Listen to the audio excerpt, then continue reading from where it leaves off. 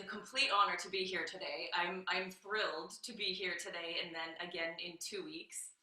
And I also want to thank McGill, Devin, Stefan, and certainly Carolyn for approaching me about this, and we did some brainstorming to make this happen. So I now, as promised, want to tell the story of how I met Carolyn, because it was actually Carolyn that was the reason for me to apply and attend McGill in the first place. I met Carolyn in the city where I grew up, Winnipeg, Manitoba, in 2001. And I was in grade 11, and she came to adjudicate our annual flute festival called Syrinx. And I attended the master class. I played in probably 7 classes or something like that. And the feedback and the support and the intelligent tips were so striking to me that I thought, okay, this is where I want to apply. And 2 years later, I found myself at the front steps of the Schulich School of Music, and have certainly been most grateful ever since. So thank you so much, Carolyn.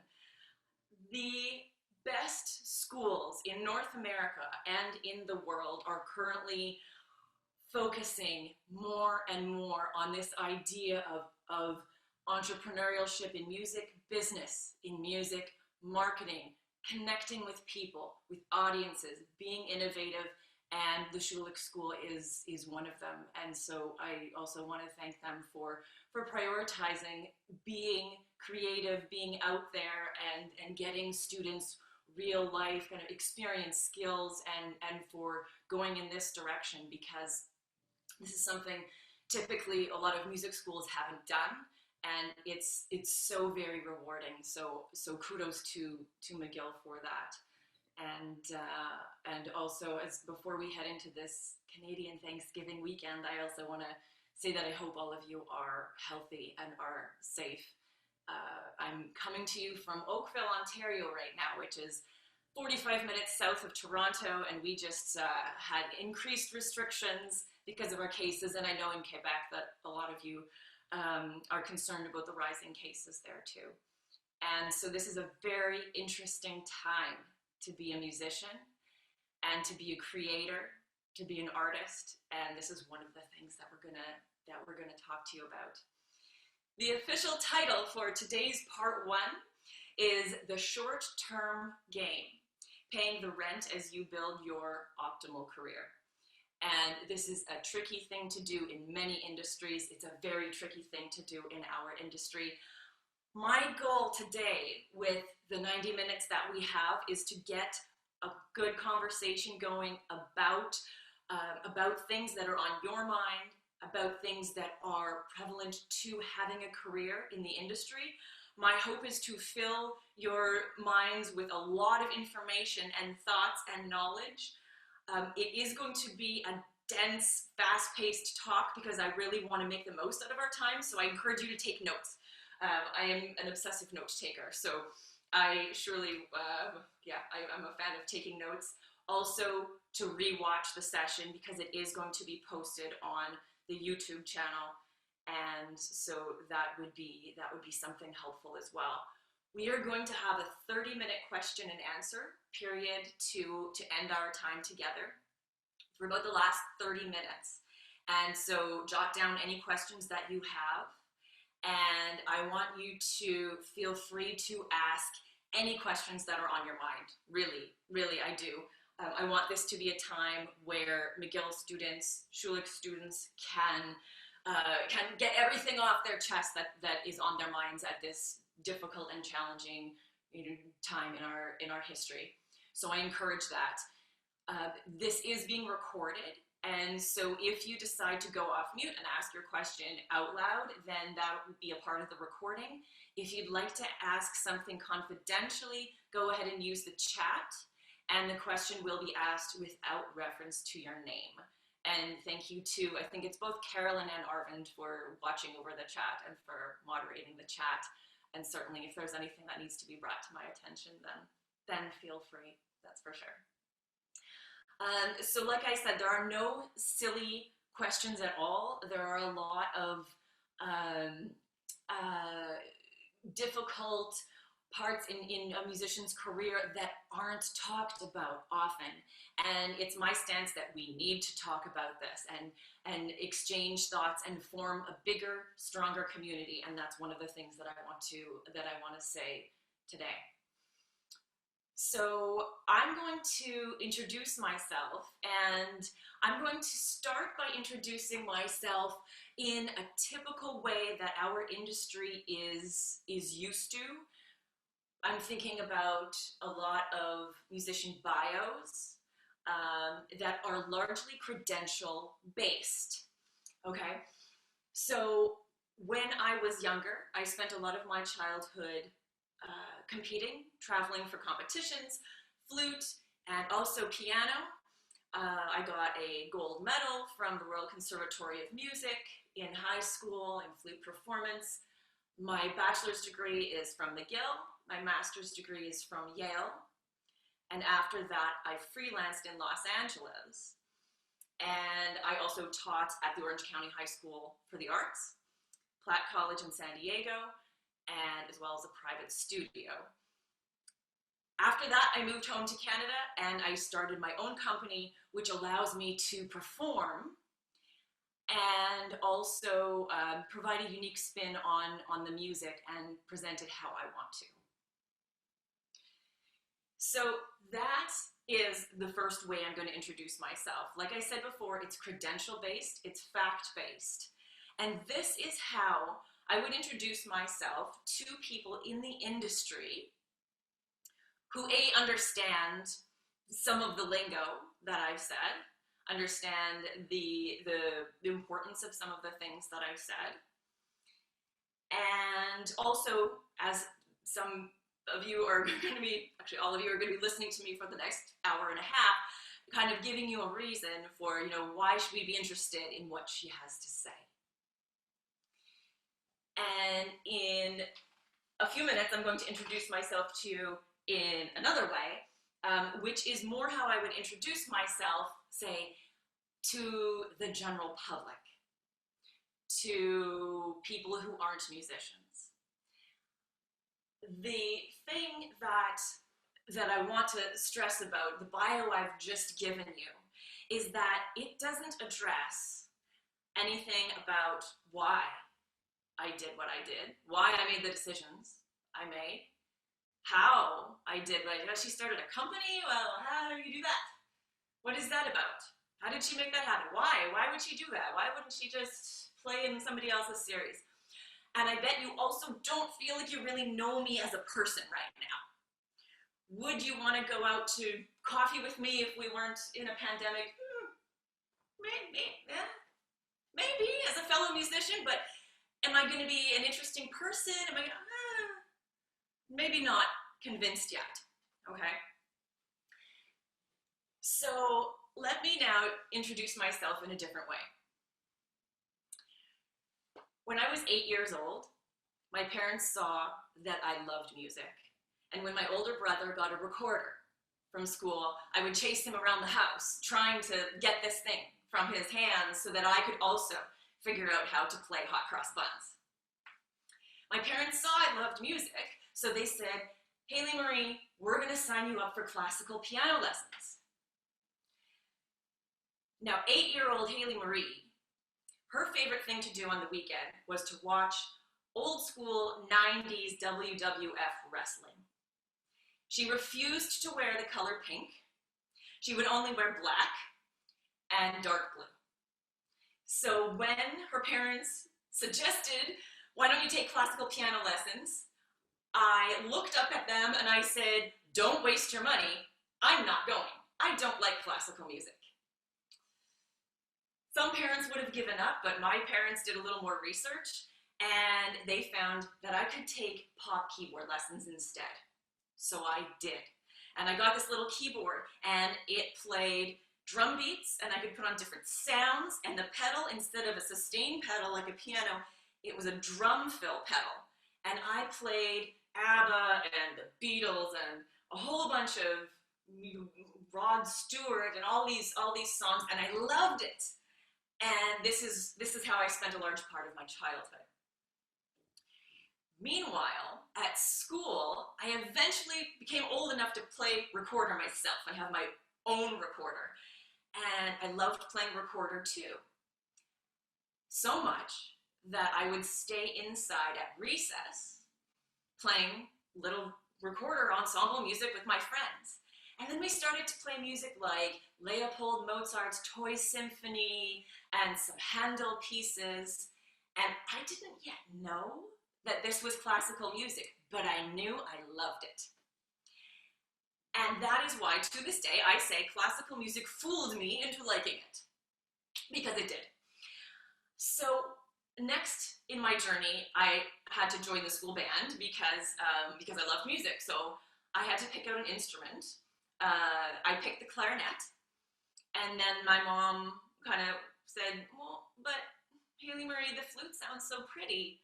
And I said, oh, all right, well, it's not going to make a big difference in my life. I'll just play the flute, whatever. It'll make mom happy. And that's how I started playing the flute. So what happened later was that I eventually got so much into the flute that I started to take exams and competitions and music theory lessons. And I had this music theory teacher who I went to her place to study for lessons, and her entire place was a disaster. I think she had 7 cats. We went downstairs to her pool table, and she would write out notes about Schumann and Berlioz's Symphonie Fantastique, and I would learn.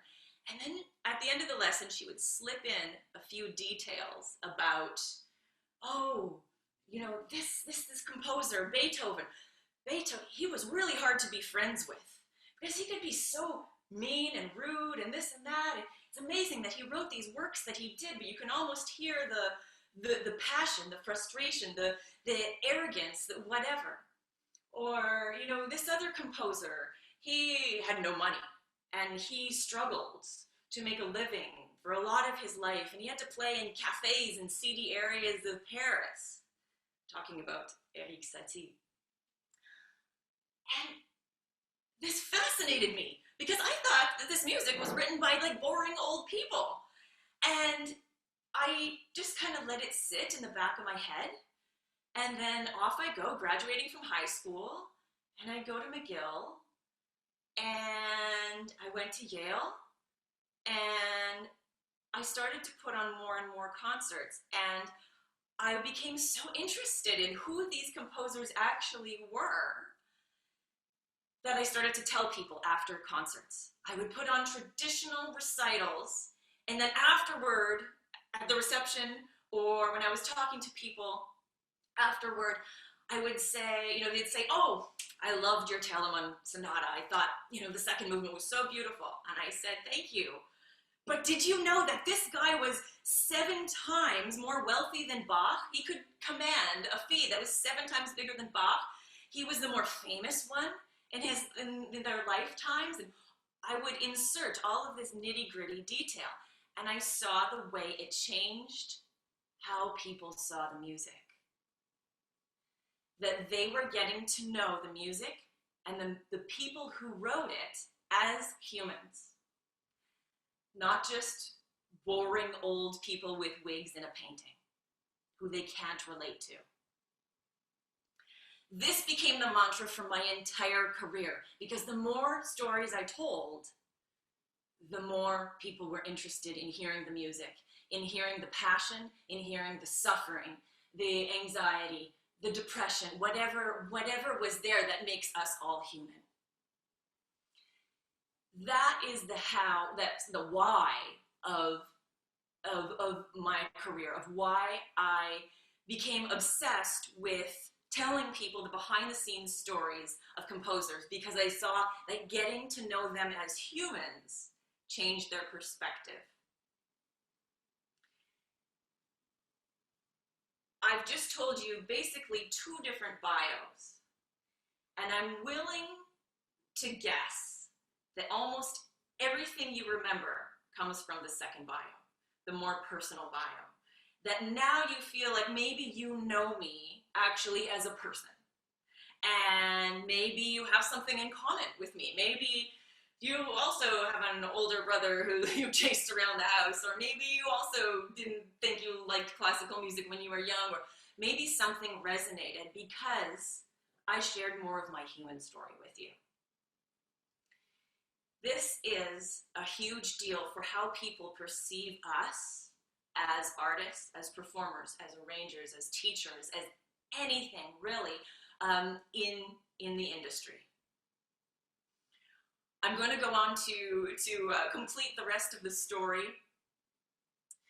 Once I found out how interesting it was for people to hear the behind-the-scenes human stories of how the world's greatest music was created.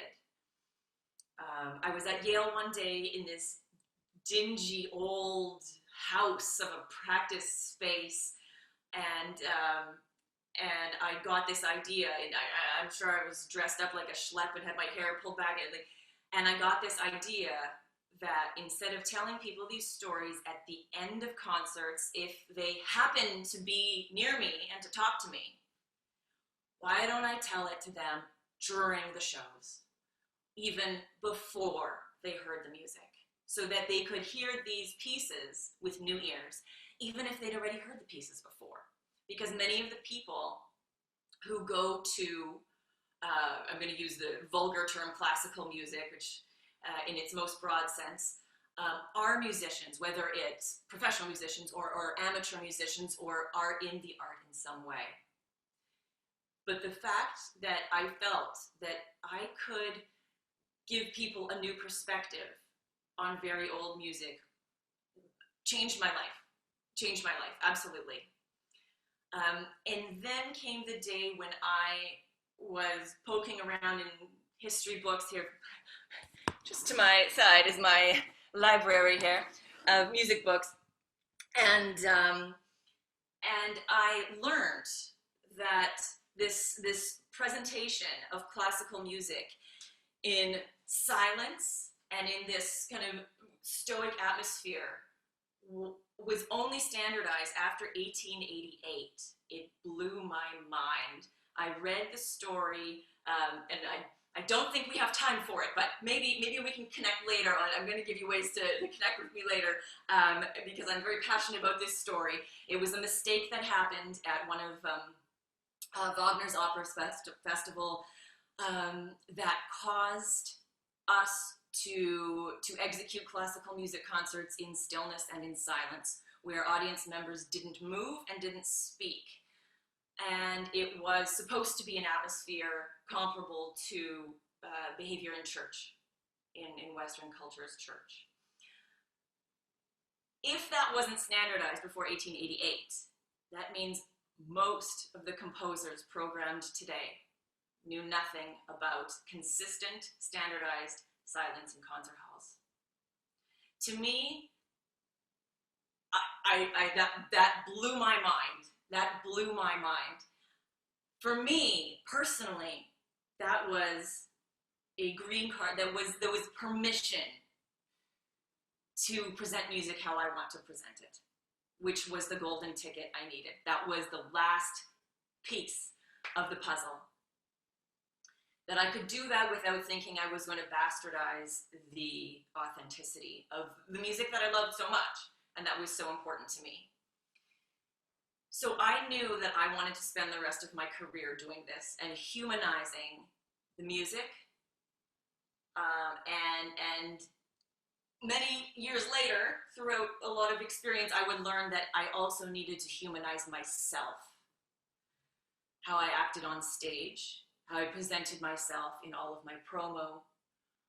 And this became a huge goal for me, and a huge challenge, because it was very difficult. So what materialized in the following years, after I graduated from Yale and spent a year working in Los Angeles, what materialized is that I decided, no matter what, I'm going to do this. I don't know how. I don't know what it's going to take. And I certainly feel like the least possible qualified person to do this. but I won't sleep until I do this. I won't rest until I do this, because I was very, very taken by this idea. So I did start my own company called Aurelia Productions, and I started in the most unglamorous way possible to put on my own productions. And I learned a lot, and I still am learning a lot. I'm going to cover exactly the nuts and bolts of how I started my company and got my team together, and that's more something I want to discuss in our next session in 2 weeks. But what my career looks like now is that I started a series of live musical documentaries.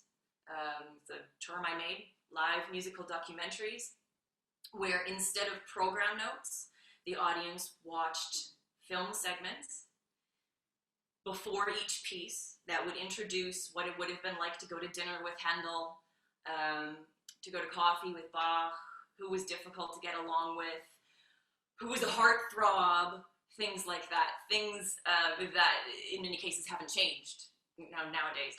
We have heartthrobs now, heartthrobs then. And with the focus to help people understand the music, not as a gossip column in a newspaper, but with people, so that people could understand the human emotions in the music better and could feel empathy for these composers and could feel like maybe they could identify with them somewhat more. And for me personally, for me in my career, if I can do that, then I feel like I've done my job. And so the shows that I create are in a series called The Men Behind the Music, which, because so many of our composers, be it right or wrong, are men, I've used the word men, but would be happy to change that to women when I do cover women, which will be very soon. It's an alternating format. It used to be films, but after I got some good consultants together, they said, nope, no more films. You've got to tell the story yourself in between songs, in between pieces, in between whatever music it is. So that meant that I needed to go back to the drawing board and learn how to actually speak, act, tell a story in front of people. And every time you learn a new skill, it's very, very humbling. And I can tell you that I've been back to that drawing board many times, learning how to market, how to interview, different social media things. And it is constantly a humbling process that I am relearning, and the desire to do what I want to do is just something that overrides that for me. And so I'm going to screen share and show you. This is actually a very old video. I think this is from 2011. When I was first starting my company, I created a highlight video because everybody wants to see videos. If they can't see a video of a show or a product, then it doesn't exist in people's minds in the same way. And so back in the days when my shows had films, this is a video that I made to show people exactly what I did. We won't watch all of this. We'll watch maybe a few minutes here. Let's see. There we go. To get to know the composers as people, I found myself wanting to get to know the composers as people, not just names in a textbook.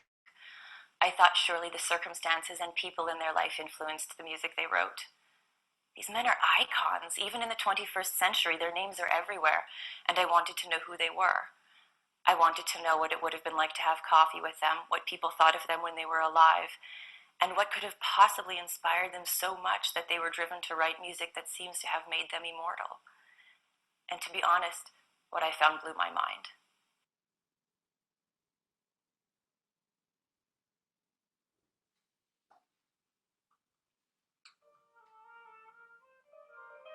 These men, in many cases, led lives that were just as interesting and just as dramatic as the music they wrote. Some were womanizers, others were rebels, and some were so popular that riot police had to be called in to control the crowds.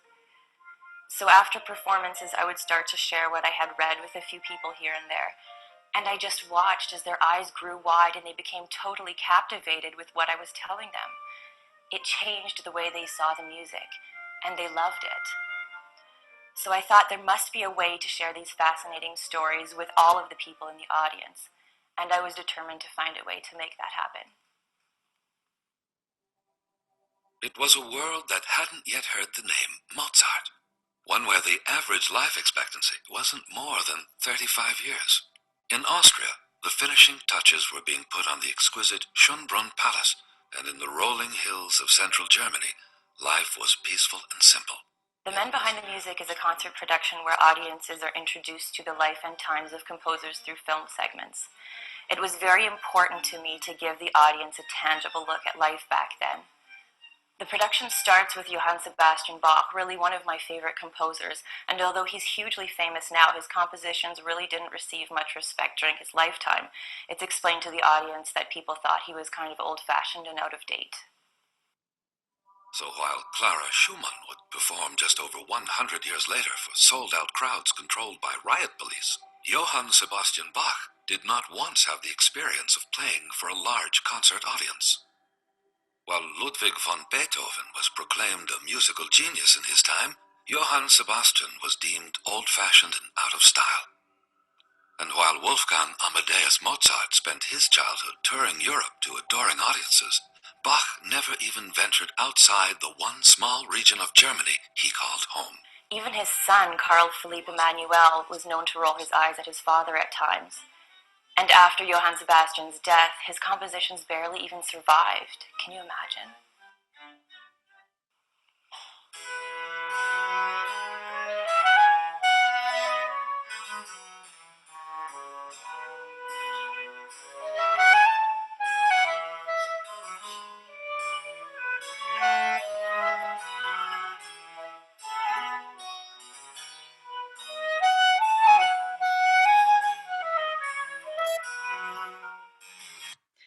So that was in the first few years of the company, and I had a lot of things to learn back then.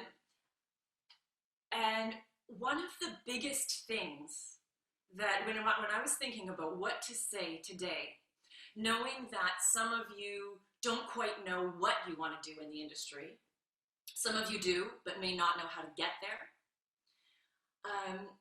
I put together some of the top essential skills and truths that I think all musicians need to know, regardless of if you are going to be a performer, a teacher, an arranger, a consultant, literally any profession in the industry. The video that you just saw, to create that, it took a team of at least 25 people. You wouldn't know it, right? Just put on by a woman who, she has her own company, she performs herself, she writes the shows herself. It's just her, right? Maybe one guy at the camera. To make any project, and I'm also talking about your own studio or anything like that, to make any project happen, there is a concrete need for people. The need for people is my first big thing that I want to talk about. If you are independently wealthy and you have no other interest in life but to sit at home and play music for yourself, you don't need people. You actually don't need people, and you probably don't need my talk. But if you're not independently wealthy and if you have other aspirations, then let's continue on. In some cases, the industry wants us to believe that people are islands. Let's take any soloist in any genre, anybody from Emmanuel Pailleux to Hilary Hahn to Justin Bieber. They release a video or a CD or an album or whatever, and it's them on the cover. They're singing or performing. And then you look at, if you have an actual CD, which you probably don't nowadays, I'm aging myself, but if you look at the credits, wherever they happen to be, there's a whole team of people that have gone into this. And I can rest assure you that whoever you're seeing on this team credit list, the actual team is at least 2 or 3 times the size of what you're seeing. We all need people. Classical musicians are statistically not always good at reaching out. There have been many studies that have been done that indicate that musicians spend more time being alone in practice rooms than, say, dancers or actors or other artists. We are therefore, we have less perspective about our challenges. Oh, that we're all alone and feeling the way we do, self-doubt. Oh, I'm worried about money. Nobody else seems to be worried about money. That there's less of a community, and we need to actively work against this. And there's no easier time to do this than now, for 2 reasons. Number one, we live in 2020, and you can find almost anybody online and message them. And number 2 is actually, this is one of the, if I may suggest that there are certain benefits to this pandemic, although it's a terribly tragic thing, everyone's at home. And everyone's at their computers already, and so people are actually more available. We all need people. Teachers need people to spread the word. They need to work with parents. We all need marketing and people to carry on our business, okay? Reach out to people. We're gonna be talking about this more. We're gonna be talking about social media next time. We need people that are in our industry, and we need people that are not in our industry. I spend a lot of time with people not in our industry. I learn a whole lot from people not in our industry. And because we need to interact with humans, we need to make sure that we humanize what we do. That we humanize what we do. I have talked with many, many brilliant conductors, teachers, soloists, orchestral players, professors, and theater presenters who hire my shows at large theaters. Every one of them are concerned with how to reach out to people, how to connect to people. It's something that we all need to do, okay? And again, going back to the way I talked about myself in the 2 introductions, this is something that is very, very consistently on my mind. I want to do another screen share, and I want to show you, if you haven't seen it yet, or even if you have, let's go back to the biography that I submitted to McGill for this workshop and how I chose to introduce myself.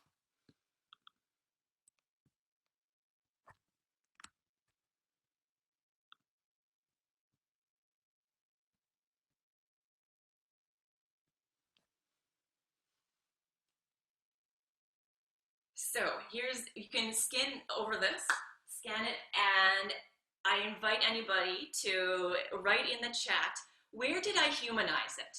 What did I say? Just a single word, anything. How did I humanize what I do?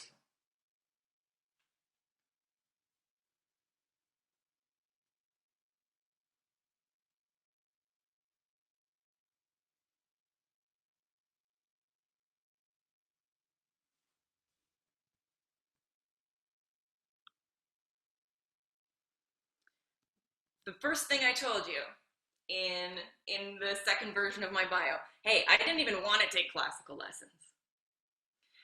I go on to talk about the things that I talk about in shows, which, I mean, who hasn't dealt with one of these? Personal turmoil, quirky relationships, bizarre habits, emotional struggles. We've all had some of these. Late nights, we've all had late nights, accompanied by cups of black coffee. Maybe you hate black coffee, maybe you love it. Either way, it probably evoked an emotional response. When you're talking about yourself, and you're gonna need to actually do this quite often, talk about yourself, whatever you want to do, I always go for a balance of your credentials, showing people why, you know, they should take note of you, why they should respect that which you do and that which makes you human. If you look carefully at almost every marketing in any field, that is what they try to do. Us in the classical music world, we're very good at listing degrees and awards, and that is incredibly impressive stuff. But if we want to humanize what we do, we need to reach out to people.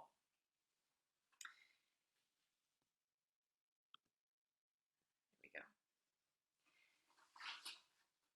Having a combination of that which is personal, that which is human, and that which is impressive, that which makes you stand out, is going to make people remember you and respect you. Number two, and big themes I want to talk about today, is setting yourself apart from the crowd. Setting yourself apart from the crowd. Everybody needs to do this, again, no matter what industry. In addition, our industry is very competitive. It's a very, very competitive one. We really need to know how we're standing apart from the crowd. Musicians are almost exclusively business people. I can think of a small handful of professions that are not. Maybe orchestral players need fewer entrepreneurial skills, but every orchestral player I know also teaches. And that is an entrepreneurial endeavor. Why would you want to spend time at this point in your life working and thinking about how you're setting apart from the crowd, how you're going to stand out from the crowd? Because this is going to help you in every single aspect of your career. From the immediate, I need to pay my bills now, I want to get a job at this place or teach somewhere, but eventually I want to do something else. This will help you throughout and is a completely necessary tool, deciding who you are and how you're going to stand out. So, if I may, task you with a little bit of food for thought or homework, I want you to seriously ask yourself, what makes you you? What makes you you? In both the professional sense and in the personal sense. Because the ways in which you talk about yourself are going to be a balance of both, right? And you'll notice that in my bio, I mentioned I have played 3 times in Carnegie Hall. I have a degree from Yale. I have a degree from McGill, and all of these impressive things, but then I sprinkle in between everything else that makes me human. So I made a list of common mistakes and mistakes that I don't want you all to make. And so mistake number 1 is just that, not knowing who you are and what you want. We'll get to that in a minute. Who are you? What I would suggest is grabbing a bunch of pieces of paper and writing down things that make you you, things that make you memorable, quirky things, funny things, impressive things, things that you want to do. And let that all become a part of your image, okay? Let's get to the second part of this, what you want to do. If you are hoping to get great employment in music, but don't know what you want to do, then you really need to think. You really need to sit with yourself and think about what you are after. Once I had a goal in, this is what I want to do. This is my take on classical music. This is my goal. It didn't matter as much that I had no idea how to start a company. I had no idea how to make films or get images or tell stories or anything like that. I was bound and determined to do it. There are an endless amount of careers in our field. And to be honest, finding out what they all are is a big challenge. Once you've found one that you want to do, it's much less of a challenge. If you're sitting here and you're thinking, well, I have no idea what I want to do, we're going to talk about that, and don't feel bad either. I didn't know for a long time.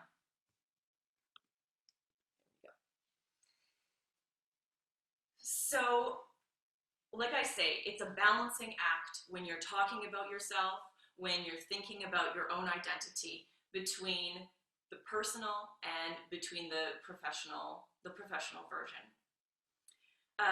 Also, don't be afraid of your quirks. If you're thinking, oh no, I don't want people to know who I really am. Yes, people love what makes you human. 10 years ago, I would have been horrified to know that people would find out that I watched wrestling when I was young. I would have been horrified. And then I saw people's reaction to it. And now I love it. And it's a great thing to laugh about. So I want to now go to my own website. And you can take a look at the ways in which I've carved out a balance of this. Here we go. The current show I'm building and touring right now is the first non-classical show that I've done. So that is on the top. And here are some of the other shows that I've done. And more or less the bio that you already wrote. And here are some tidbits and ways I've introduced myself.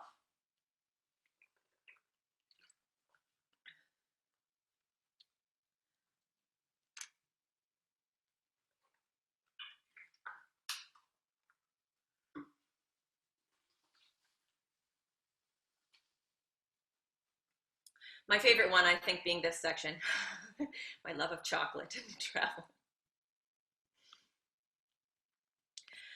And I want to stress again, this type of thought is necessary, not just if you want to start your own company and perform, but even if we think about an example of a teacher. Would you rather go and learn piano from a teacher whose website says, you know, this person has a degree from this good school and a degree from this good school and has won 3 big awards? Or this person has degrees from these 2 great schools. She was born in Hawaii and her father was a fisherman, and so she has fish everywhere in her piano studio. And on your birthday, she'll cook you up a salmon. By the way, she's also won these 3 awards. Does the fact that she loved fish have anything to do with making her a better musician? Absolutely not. And that's why a lot of us would think that that's a waste of time or a waste of space. But it is not. And it has big power, even though it seems simplistic and not at all a part of what we do. It really is. Humans are a big part of our business. Next, the next big theme is developing contacts. Developing contacts. My admission now is that my inability to develop contacts during university is and was my #1 regret at university, by far. When I was at university, both McGill and Yale, I had this belief that if I just stayed in the practice room for 6 years, that would get me the best career. So that's what I did. It not only left me stressed and tired and feeling a lot older than I should have been, but I missed out on 2 accounts. I missed out on making great personal relationships and friendships, and I also missed out on making some great contacts.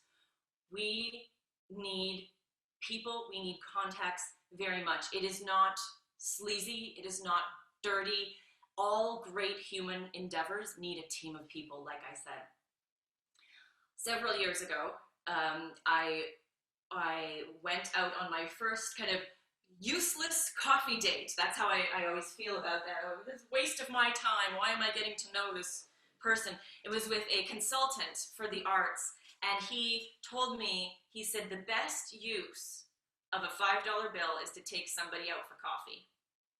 Get to know them. And I brushed it off because I was too immature apparently at the time to understand. I brushed it off.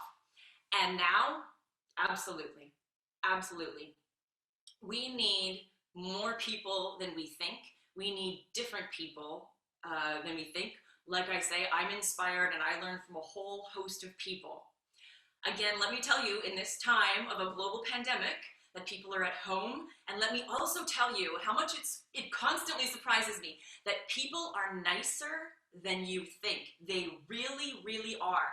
I've messaged people who I thought would just press the delete on my email or whatever, and they write back, and then if I gather up the courage to say, well, hey, if you know, or if you're free next week, do you have time for a coffee? And oh, absolutely. And you know what? You don't even need to buy the coffee. I'll buy it. It's no problem. People are almost exclusively way nicer than you think. And again, now that we're all on Zoom, we can connect equally with people who are 45 minutes away, like Arvind is right now, or who are hours away, like some other people on this call are right now. And this is really, really a great thing. Because we are used to spending so much time alone, we're not used to reaching out.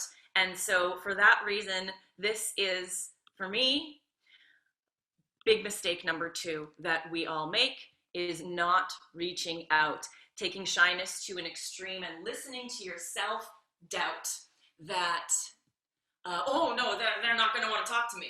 No, I'm not good enough. I'm just this. I'm just a musician. I'm just a student. I'm just this.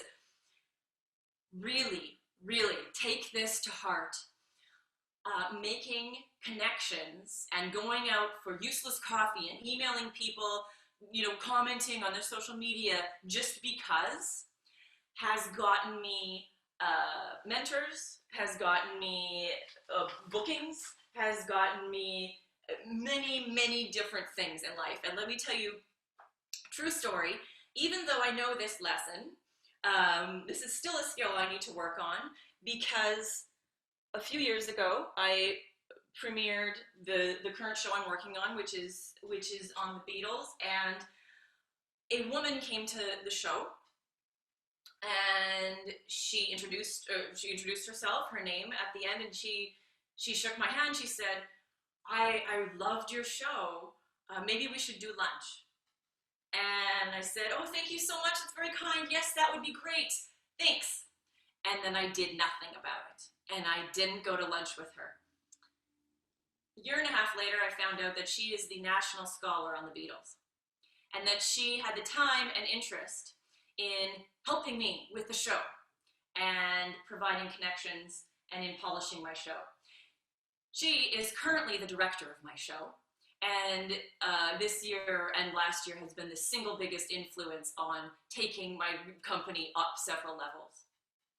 You never know who you're going to meet. You never know who you're talking to. Do not underestimate people. Reach out to them, and reach out to people you don't know. Taking this shyness or I don't want to bother them. Well, bother them. What's the worst that's going to happen? The worst that's going to happen is they are going to press delete on your email, and then what? You don't know them anyway. So that's fine. That's fine, right? So this is a really, really big deal. If we start to gain the ability to reach out to people, humanize what we do, talk about what we do, and then build a network, that network becomes really your superpower.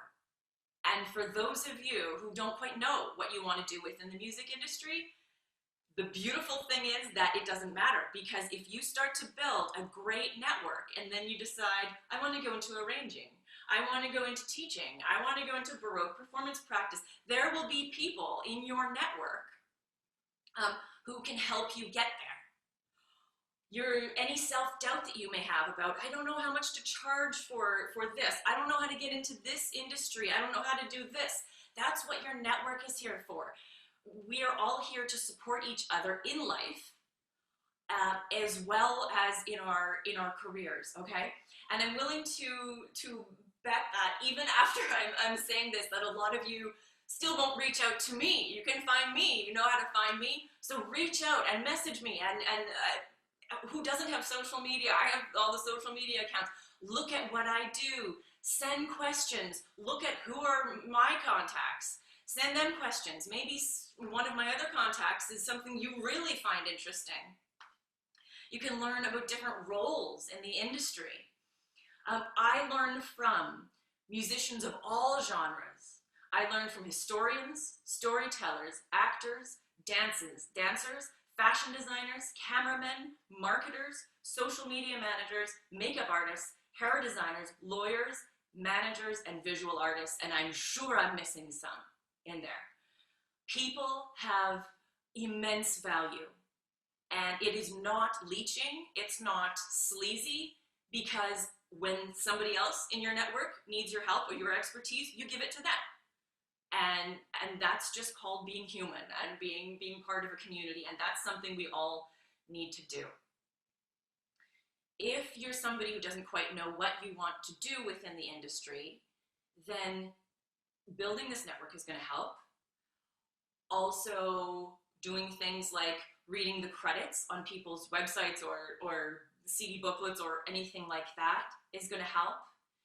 If you go see a YouTube video or something like that, watch right to the end if they have credits and take a look at all the credits. I was living in Los Angeles for a year, and near the end of my year in Los Angeles, I went to a movie for the first time in Los Angeles. And at the end of the movie in Los Angeles, people stay to the end and they watch the credits because a lot of them are in the industry. And then when the movie's done, they clap, even though it's a movie and the contributors can't hear. That's what we need to be for classical music. We need to look at the liner notes, we need to look at the credits, we need to understand, oh, this person is doing this, and this is sound engineer, and this person, and they got this person involved. You need to be a detective for all of the opportunities out there, the jobs in the industry that is changing very, very quickly. Again, with live streaming exploding, the need for live streaming exploding, new jobs are coming out of that. People can start new companies that we haven't even thought of yet. And a good brainstorm session with contacts, with colleagues, will, I'm sure, produce some really, really interesting ideas. Like I say, when I was in university, I was very poor at connecting with people, and even still, one of the other flutists at McGill, when I was at McGill, ended up also moving to Toronto, and she went into law, and she's now the lawyer for my company. She's a huge advocate for what I do. I support her practice. We both lift each other up. We talk about the good old days at McGill, and I treasure that connection so much. And for those of you who were there, Victoria Novak is who I'm talking about. Victoria came a little while ago in the recent past. So dig in there and read and educate yourself about fields. I mean, statistics show that people choose careers that other people do that they know, right? Oh, my uncle does this, so that's what I'm going to do, or this, that. So educate yourself, give yourself exposure to not just, 8 different careers, but 50, 60 in music. There are so many out there. At the same time, for practicality, for the here and for the now, I want you to recognize the amount of skills that you already have, okay? It's going to be different for all of you. And in music, mostly people do many different things to support themselves. Many different things, okay? I'm going to share a list. Here's a list of all of the jobs I have taken. Let's see, to support myself. All of the music jobs I have taken to support myself. Here we go. I started out as an assistant piano teacher for very young children. I do not like very young children, but that's what I did anyway. I was an usher at a concert hall, flute teacher, piano teacher. but I have actually earned far more money being a piano teacher than a flute teacher, just because lots of people want to play the piano. For a very short amount of time, I was a talent scout in Los Angeles. That was short-lived. I've been a chamber music coach. I am still a theory teacher because I love it, and a music history teacher as well. I taught AP, or Advanced Placement High School Music Theory. I'm an examiner for history and harmony. I also examine all woodwinds, brass, and percussion, which is difficult at times, is a challenge for me. I have created online music history courses. People have hired me to be a consultant for careers in music. I was a college instructor for future video game designers and web designers who needed to know about music and how to use it in their products. And for 10 years, I was a university professor in the Faculty of Education without even an education degree. That's a true story. And I taught future teachers, non-music teachers, how to use music in their classroom to help students with their emotions, with memory, with different things. I've been an arranger, and also, harkening back to my time in California, a yoga instructor hired me to play the shakuhachi, the Japanese bamboo flute, for 1 hour and record it. And I was very happy with that job, because back in 2008, she paid me $1,000, and I thought that was really a great thing. And she asked me if I could do it, and I said yes. So this is often the case with musicians, where you find a whole bunch of different things that you can do. As musicians, you have a ton of skills already: creativity, problem solving. You know a lot about how the human body works, and you probably are thriving in some other creative endeavors. There are so many things that you can do, and you will probably have to use a lot of those skills to help pay the bills. I will also definitely say that I have done non-music jobs in the years right after I graduated to pay the bills, and there is no shame in that whatsoever. I would rather take a non-music job that respects me and pays me properly than take a music job where I'm not getting paid properly, where I'm not respected, where, you know, it's just bad circumstances. Because those types of situations are damaging, and you don't want to put yourself into that. You don't need that at all. So you have many skills, and you're going to need them. Many people, going back to this idea of community, many people hide the non-glamorous moments in their lives, in artist lives. Olympians do the same thing. A lot of people don't know that most Olympians actually work at regular jobs, or, you know, they're servers at restaurants or something like this. They work at the local bookstore, and then they do their training on evenings and weekends. We don't talk about that. People would rather market Olympians as these like superstars, just like soloists, right? They're brilliant. They don't need to worry about money, anything like this. I think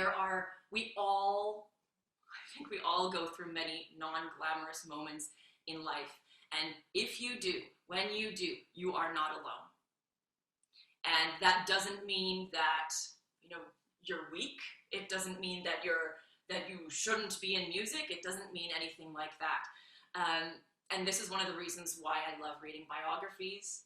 Even actually, a lot of people have struggled. One of my very favorite memes, I'll share it next time, is talking about how some of the most successful names in history, Oprah Winfrey, Walt Disney, the Beatles, all struggled, all went through large periods where they struggled. So I think we're going to open up the question period in a few minutes. I want to talk to you about what we are going to talk about next time, so that you can start to wrap your head around that. Next time, we're going to talk about marketing a little bit more and maintaining your principles and your authenticity while marketing. And we're going to look at a few different examples of websites, social media profiles, things like that. We're going to talk about business skills. We're going to talk a lot about business skills, money, negotiations. We're going to have all of those difficult conversations. And I want you to also feel free to ask the real questions that are on your mind. We're going to talk about starting an online studio. A lot of skills that I've already talked about today are very useful for starting an online studio. We're going to talk about COVID and how the industry has changed. And I'm also going to run through in much more detail how I started my company, what exactly I did, and I'm going to talk about who exactly is on my team, both because those are career opportunities and because I think it's valuable to know what it takes exactly to start a company like that. I am currently preparing, actually this morning, I finalized the booking for my first live stream show for a full-length production in the Men Behind the Music series. So it's immensely exciting for us because it's been a big change, to say the least, to go from online, or to go from live to online streaming. So I'll walk through how that was done also. So yeah, there'll be some celebrating this weekend with my team that we got that locked down. So I'm happy to go through the nuts and bolts of that also. Yeah. So without further ado, I am ready for all of your questions. Like I said before, if you want to go off mute and ask it, that's fine. This is being recorded, so you'll end up on the recording. And if you would rather stay confidential, you can use the chat, and then your question will be read out loud without mention of your name. Yes. And if you feel like standing up and taking a stretch, I won't be offended at all. I think we had a question from, is it Lisa? Yes. I have two questions actually, which are kind of connected. The first one is like, how would you reach out to someone that you want to talk to? And what I mean by that is, like, for example, what would you say in an email? And then my second question is, can you give like an example of your personal experience where you reached out and had an opportunity that you wouldn't have expected, or were inspired to do something that you wouldn't have otherwise done? For sure. That's awesome. So how I would reach out really depends on who it is.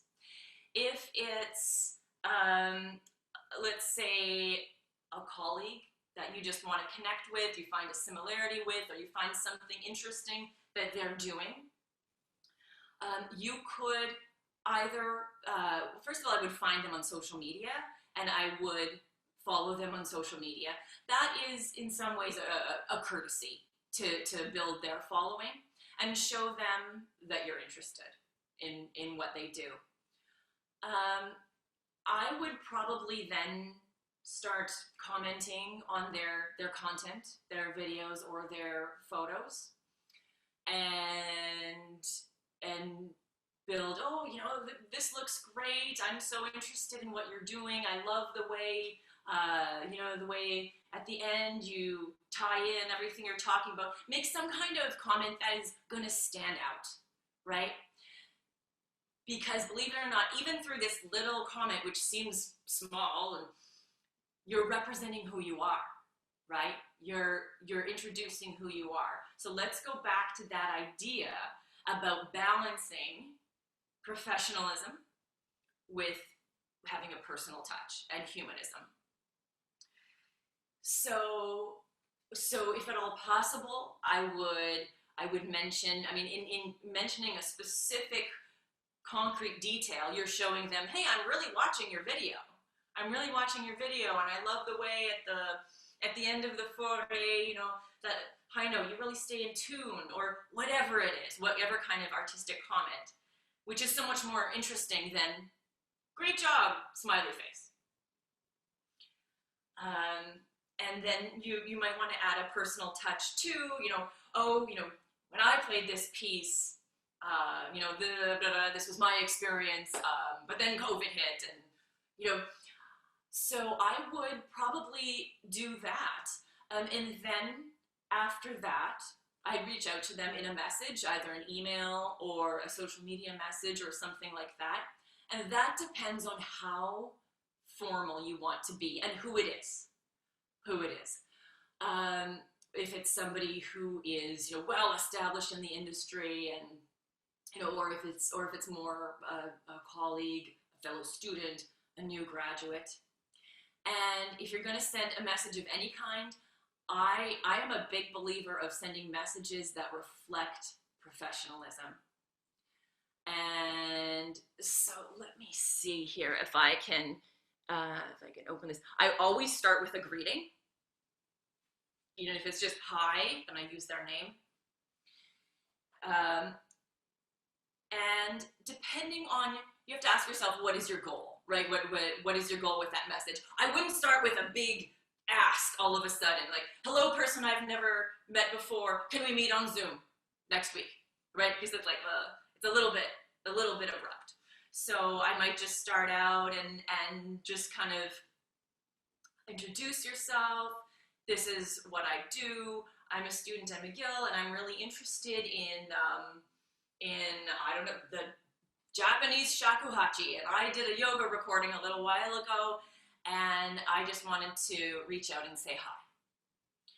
And then maybe on the next email, you suggest it would be great to reach out sometime. It would be great to connect. Ask them another question, where you're kind of gently starting this kind of game of tennis of lopping the ball back and forth. I would always double check spelling in the email, always, and always end with some kind of salutation, something that, with thanks or with my thing, or whatever really floats your boat. But I would definitely keep it professional and use professional language. Yeah, I believe that you would make an impression right from the get-go. And because I think one of the scary parts about being a new graduate is, you may be younger, and you want them to know that you're serious about the craft and about the message and what you're doing. And so I make sure that it was constructed like that. And I tend to do that kind of thing. I kind of change how formal my emails are depending on who I'm writing. And that, I think it's a good tactic to be sensitive, who you're writing to. But yeah, I'd start in the first connection, email or message. I'd start by asking a simple question and keeping it short, that they can, I can respond to that, even though I've got a super busy day, but yeah, no problem. Oh, this person's interested in what I do, and engage them that way. Oh, and there was you had a question also about an example of, can you repeat the second question? Yeah, just like an example of what you just said, but like through your experience. Yes. So I would say definitely the example of my current director, who, well, I actually didn't reach out to her, so no, let's use a different example. Many theater directors that it's a scary thing, even though I've now had my company for 10 years, it's still scary to write somebody and basically, hey, I want you to bring my show in and give me money, right? And we'll talk a little bit about the marketing of that next week. But I actually, several years ago, I started to message the biggest classical music agent in Canada, I believe he is. And at the beginning, I didn't get a response, and I would just message him, keep him updated about my shows. Oh, I'm playing here in your area. This is what I'm doing. And after, I think it was 3 or 4 years, he wrote me back. And so I had sent him maybe 4 messages by then. And he said, thanks for letting me know. I'm actually out of town when your show is happening, but I really don't mind you keeping me in the loop. And I was like, what? I thought you were just like pressing the delete button and like, when is this woman gonna stop messaging me? And so it turns out I work with many artists that he represents, and it's now when I see him we have conferences for artists and theaters and everything like that, and I see him at these conferences, and he's not a stranger. He's an ally. He's a connection. He is somebody that we need. He's in my network, and I never thought he'd be. I thought it was just one of those, oh, he's just gonna delete. Sorry, what do you mean by letting him know about you? Did you just tell him about like what you were doing? Yeah, it was literally just emails every year, every 8 months, saying, hello, I hope you're doing really well. You've had a good winter. I wanted to let you know that in April I'm coming to your area with my show called The Men Behind the Music, An Evening in Paris. I can get you a pair of tickets if you'd like. It would be my honor to have you as a guest. With my best, Haley Marie. Yeah, that's all it was. Keeping me in his radar, in his mind. And sometimes you will get people who will just never respond. But if they don't, keep up with it, and don't let self-doubt creep in, because 3 years later, you might get a message back. And that really is a part of our industry, because it is so competitive, because there are a lot of us, is don't give up, don't give up, don't give up. Even though I've had my company for 10 years, and I've done a large number of tours and played to large sold-out theaters, in order to, let's say, get a theater booking, I always tell myself you need to send out maybe 30 emails to expect one reply. That's a hard truth. You have to sometimes look at yourself in the mirror and say, I believe in myself, I believe in what I'm doing. But if you research the lives of any largely successful person who's done something big in any industry, you'll find that it was rejection, rejection, rejection, rejection, rejection. Copy and paste that a few times. And then great success that very few people have ever gotten. And it's those people, I believe that it's those people who stick it out. And no, I'm going to try again. No, I'm going to try it again. Who stick it out, that make good things happen. I really, really, really believe that. Don't take any sort of perceived rejection, no response, no answer as a personal critique about who you are. It has far more to do with them. Chances are, they're very busy, they're stressed out, they're going through something in life, they have some kind of worries or instabilities, and it is only your job to try and to keep trying. And in my case, when I was starting my company and I had no idea what I was doing, and I reached out to people and maybe some didn't respond, but then I did meet with somebody who helped me. And then I messaged more people, and I took another step because I met with somebody else. So especially in an age where all of us are receiving so many messages, don't take it personally. Don't ever feel like, oh, if I was better, they would respond. This is absolutely not the case in today's world. People get a lot of messages, and do not take it personally or let it disturb your belief in who you are and your integrity.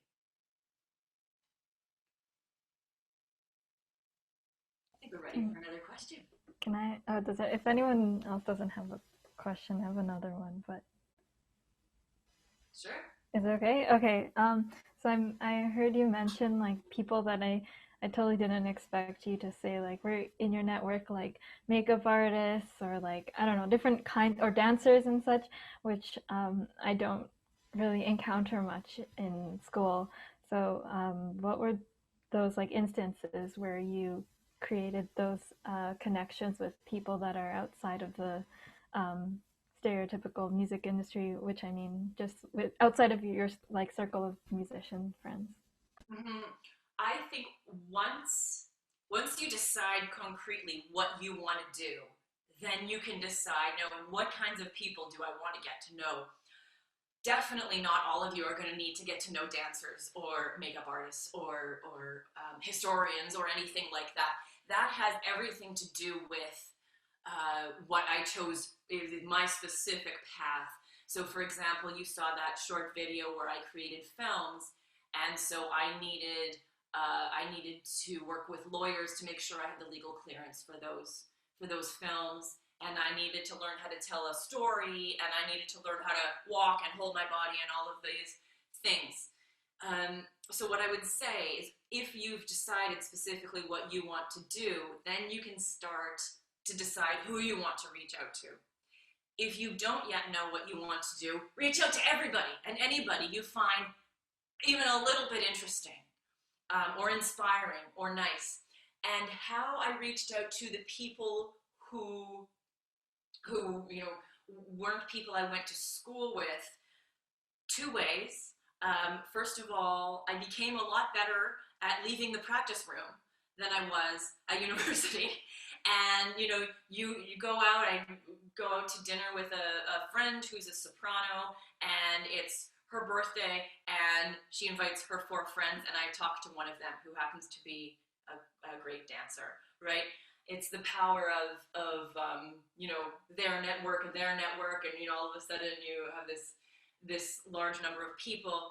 And then the other thing would be social media and technology, that you can really reach out to everybody and anybody and form really interesting relationships.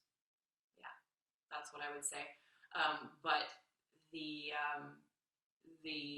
the power of the inspiration in people from all different fields. Um, I come from a family of engineers, actually.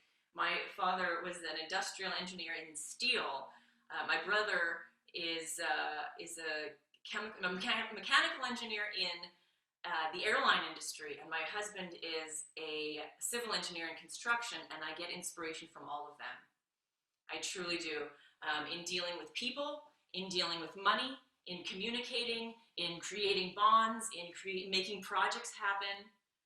And that, like I say, at university, I didn't do any of that, and I didn't recognize the power of any of that. And university is a great time to do that. It really is. And after maybe some of you can identify with this. After you leave high school, if you see somebody you went to high school with, even if they weren't your friend in high school, it's like, we went to high school together. Hey, how are you? And now you feel like a lot closer to this person. It's the same with university.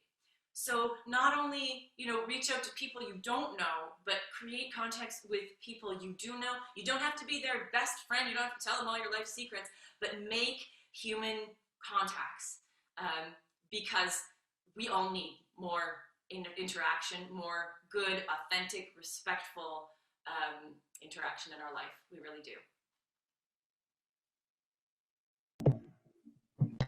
Can I ask you a question, Haley? Can you remember some of the first paying gigs that you created for yourself? And did they lead anywhere, or were they all one-offs? What were the first things you did? So I would say that the first gigs I created for myself, it's kind of like a big bowling ball that gets going very slowly, but always gains momentum. The very first show that I put on independently was in 2010, December. It was for Christmas. It was a Christmas show. It was right before I started my company, and I knew nothing at all. I rented my family's church for, I think it was like $150, and like saved up my money. And then I sold tickets, and that was like a I don't want to say a disaster, but that was a messy affair because I had a couple friends or family members selling tickets, and that all got disorganized, and it was well, did they pay their $20? You don't know. How could you not know? Now what do I do? And this and that. How many people came? I think about 100. But now it sounds good, right? 100 people came to my very first show. It sounds pretty good because more than 2 people came. But I gave away a lot of those tickets for free, even though it was a paying gig. Some people paid and some people didn't, because I said to myself, I would rather have 100 people there and only 30 of them paid or 40 of them paid, but yet, look at this Haley Marie concert. There's like 100 people here. Wow. A lot of people must really like her. I'd rather have that atmosphere for people of being in a crowd, but not right now, not during a pandemic, but normally. So it was humbling, I think, after I had 2 degrees and continued practicing hard and everything like that, where it was another instance in my career where I started from scratch, basically, and I said, all right, even though you've got your degrees, even though this, you need to learn this art of putting on a concert, and so this is one of the non-glamorous moments, I'd say, when you practice and you practice and you practice for so many hours and then earn less money than minimum wage when you take all your practicing into consideration. But it was my first concert, and I told myself, well, this is something I've never done before, and it was kind of a success, so I decided to be proud of myself and that the next one would be better. And it was. And at the next one, I had started my company, and instead of my family's church, it was the theater, and I had more musicians with me, and it was sold out, even though, yes, I gave some of the tickets away, and it was in the newspaper, so I thought, all right, well, we made another step forward because now I was in the newspaper, and now I was sold out. And this has really always been my mantra, is if I'm taking little steps forward every time, no matter how small they are, that I'm gonna be proud of myself and keep going. And that part about being proud of yourself is really important, because if you can't recognize the successes and how proud you are of your hard work, you will not last. You owe it to yourself to be proud of all the work that you're doing, even if you feel lost, even if you feel like you didn't do what you wanted to do, or maybe somebody else did it better, but it's probably not true because, we all exaggerate our lives on social media. That aspect of taking care of yourself and being proud of yourself is huge, and that's something that I also learned the hard way, very slowly and very late. So please don't make the same mistakes as me. Now, students, I want to say I have a million questions, but your questions are most important.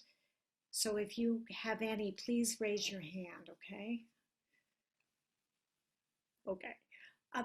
Haley, did you create some sort of a physical image for yourself, like wardrobe, that sort of thing, a brand? Yes is the short answer. So I mentioned in my list of people I learned from, I mentioned a makeup artist and hair designers and fashion designers also. And those types of people are part of my team if I do a photo shoot now or whatever. But the truth is that most artists, most of the time, do their own makeup. And so creating an image is something that I think a lot of classical musicians feel takes away from the music or cheapens it somehow. And creating an image will always make a difference in communicating who you are, humanizing what you do. we all judge each other by our images. You know, psychologists have proved that. That may not be right. Whether that's right or wrong is a different discussion, and probably belongs in the hands of psychologists and anthropologists and everything like that. But image is something that people see. I mean, we've all seen album covers and promo material and website and this and that. But I think that it's too easy to assume everybody wants some kind of beautiful model-like person. That is not the case. And absolutely by no means do we want a world where everybody looks like a model. There are many, many examples of people who have created fantastic images without trying to get this kind of very seductive kind of look. When you're thinking about who you are and who you want people to see you as, think about this. Because there are a lot of artists who carve out amazing images that just have all kinds of different images. And I think I'm going to talk about her in 2 weeks, but Stacey K is an artist. She's a pop singer that my director also works with. And she is a larger female. She's a fantastic singer, fantastic. But she approached a record label.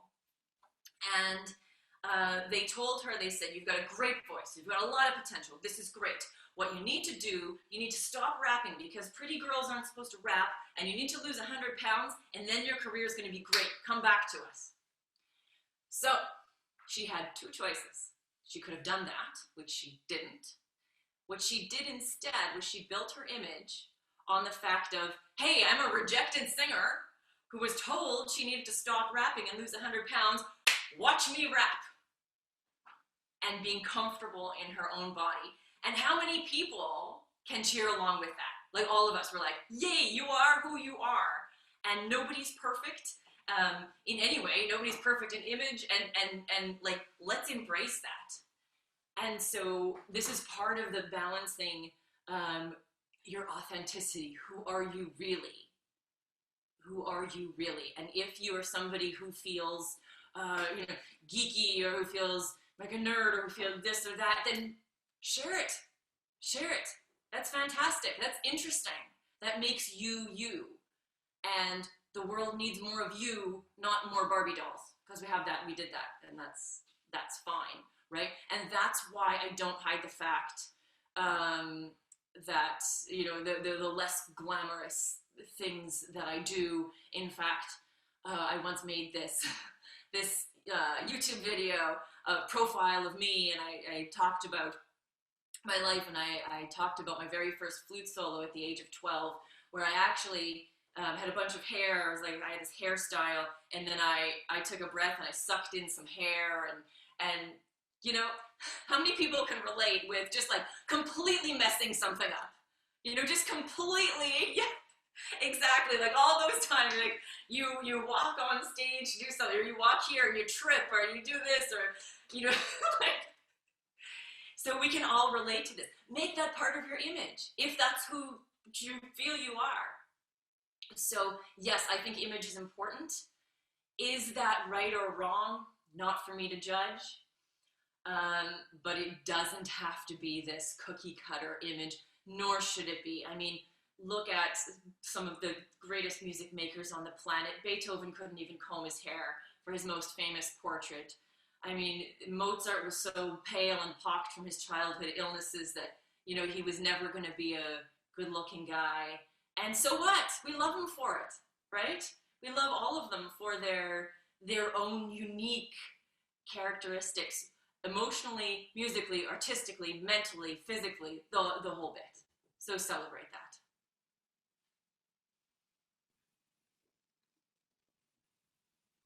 I had a question.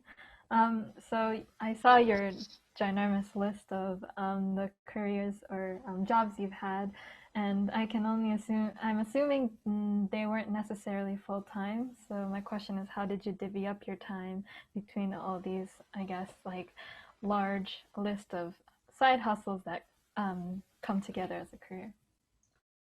I think that that is has been one of the biggest challenges. I for sure didn't do all of those at the same time, but time management and life balance is something that we're going to talk about in 2 weeks, because the reality is that that we're left with, you know, making money. We have that priority, keeping our own musical skills, practicing, keeping that a regular part of what we do, and then somehow having this thing called a life. And it has been, in many times in my career, very difficult. And I think that everybody's threshold is different as far as what you put up with and what you want out of life and all of these things. And I think that I always took jobs that fit in with my life, meaning, you know, some jobs have more flexibility. I mean, right now I one of the things that I do in addition to having my company is I'm a history examiner with the Royal Conservatory, and I do online exams. So that means they give me like a huge assignment of exams, and then I can do them anytime. So after our talk today, I might do 3 exams. And then I might, you know, if I'm up tomorrow, I might do 5 more. And, you know, where you figure out what is it that I need. Other people would want to get out of the house as a way to balance their life. But like you saw from my grand list, there are a lot of different possibilities out there, and I only covered the music-related ones. I mean, I was also working in a staffing office. I was an administrator, and I actually learned a lot there too about workplaces and how they work. And I also, to be perfectly honest, I also gained a lot of confidence after I've had this job. The reason why is because I know that I work a lot harder as a musician here at home in my studio than, you know, most people did in that office that I was working at. And so if I ever feel like, oh, I'm not doing enough, I think back to those days and I have a lot of confidence. So the aspect of finding what jobs are out there and choosing one that is good for you also will be better and easier if you have a bigger network and contacts and more contacts, because you're going to find out about more jobs, right? And so that can be a big deal. But definitely, it's a challenge to find a job that, especially at the beginning, pays a consistent amount of money, and then to keep up your skills that you want to while you prepare for the long-term goals that you have, which we're going to talk about in 2 weeks.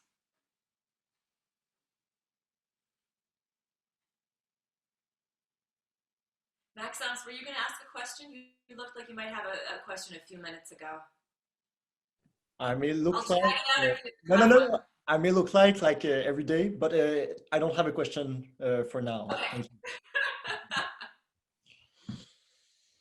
So we've actually gone over time a little bit. Lisa, Arvind, do you have any questions you want to ask Haley, or do we leave them for next time? I just have one quick question, Haley. So you went to McGill for flute performance, and you went to Yale for grad for flute performance. So you had a very successful young career as a flute player. Can you talk more about, I guess, the transition from, I guess, like that orchestral mindset, the traditional kind of like classical musician mindset, to more of becoming your own independent artist? For sure, for sure. Do you have a couple hours? Definitely, I felt when I decided to go out and do things my own way and create my own company, I definitely felt like not only a rebel, because there's interesting, adventurous kind of side to the word rebel, but perhaps an outcast is a better word. I had briefly an interest in having an orchestral career, and to be honest, when I graduated, I didn't know what I wanted to do, but I had kind of come to the conclusion that maybe I wasn't cut out to be an orchestral player. And I think in my entire career, that would be the moment that self-doubt kind of came in with a big force and a big, the most, feeling like I was going against the grain of what I should have been doing. And so I think that for me, it was talking to people that gave me confidence, talking to people who believed in what I was doing miraculously, or what I wanted to do. That was a big part of it. And then also researching not only the history, which gave me confidence in going my own way, but really also, I would say the history, the validation, I guess, or the idea that I wasn't the only one who thought that this might be an interesting idea. You know what I mean? The process was slow, I'd say. I graduated in 2007 from Yale, and then it took me 4 years of humming and hawing and researching, and I think it took me 2 years after graduation. I got the idea for the company in 2005 while I was practicing, and then it took me I think the rest of my degrees and then 2 more years before I would actually even talk about my idea, before I had the confidence to even talk about it to people I trusted and liked, because I thought it was so ugly duckling, like out there, outcast, just that people were going to actively hate it. And maybe people do, because anytime you do anything different, then you're going to get pushed back, and that's fine, because that's something else that you have to learn to live with if you're going to do something different. So I'd say my biggest challenge in the transition was confidence. I really, really would, which is kind of astounding in a way, because I had 2 degrees, and I had done well in school, and that's why one of the messages I want to share is to believe in yourself, and to become the artist and the musician, or the teacher or the professor or the composer or the arranger that you want to become. And now in 2020, I don't think what I do is that crazy anymore, but it still is, I think, to a certain degree. And I think that once the confidence came, the rest was relatively easy. Not easy, but it was a lot easier, once I was actually willing to talk about the idea. And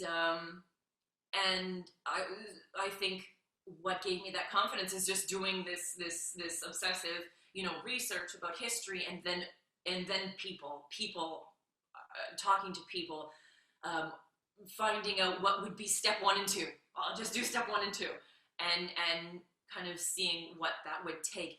There are all kinds of interesting ideas out there, and possibilities and ideas that haven't been thought of. Like I mentioned, the industry is changing enormously. And even though I know that has taken away some opportunities, I strongly believe it has created opportunities. I really, really believe that. And so to think about what's going on, you guys, the next generation will have thoughts and ideas, because that I don't, that Carolyn doesn't, that because you represent a new generation, because you are better with technology than us, and embrace that. And if you look at anybody who's done something different, in any field. But even let's go back to our biggest musical innovators, right? Somebody like a Beethoven. I mean, his ideas were like, what are you doing? What are you doing? You're nutty, right? They were always rejected. Debussy, I mean, people rejected his ideas for years. They were outcasts, right? The Impressionists. And so I think that doing something different and looking ahead in history, it will always be a little bit difficult, but that's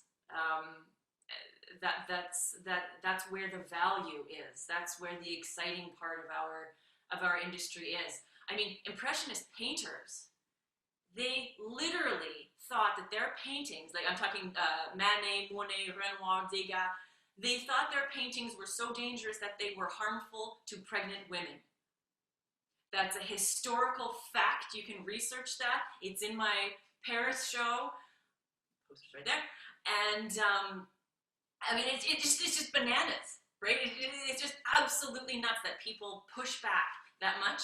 And I'm getting, we'll talk about this next session. The same thing is happening right now with live streaming, with doing different digital performances, different ideas, creating ideas. And that will always happen because humans don't like change. But we are the artists of humanity. We are supposed to stir the pot and create emotion and change humanity. So let's do it.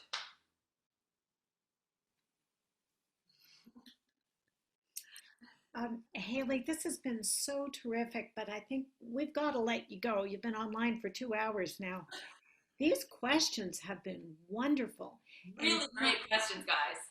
Can I suggest if you or anybody, any student watching the recording later, if you think of questions, email them to me at my McGill address and I'll pass them on to Haley.